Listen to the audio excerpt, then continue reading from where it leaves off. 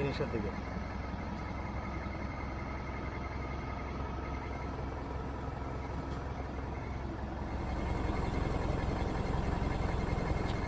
জিনিসের দিকে।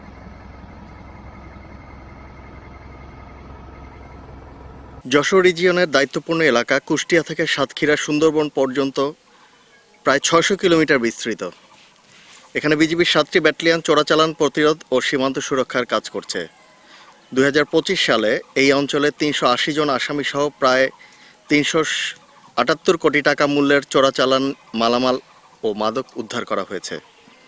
আটক মালামালের মধ্যে উল্লেখযোগ্য ছিল স্বর্ণ প্রায় ৫৯ কেজি, অস্ত্র ২৭টি, গুলি ১৫২ রাউন্ড, মদ ২৮,৩৯৩টি, ইয়াবা ২,৬৫,৩৭৩ পিস, ফেন্সিডিল প্রায় ৫০,০০০। নির্বাচনকে কেন্দ্র করে সহিংসতা সৃষ্টির জন্য অবৈধ অনুপ্রবেশ এবং অস্ত্র গোলাবারুদের অবৈধ অনুপ্রবেশ রোধে বিজিবি এ সময় অধিক তৎপর থাকবে।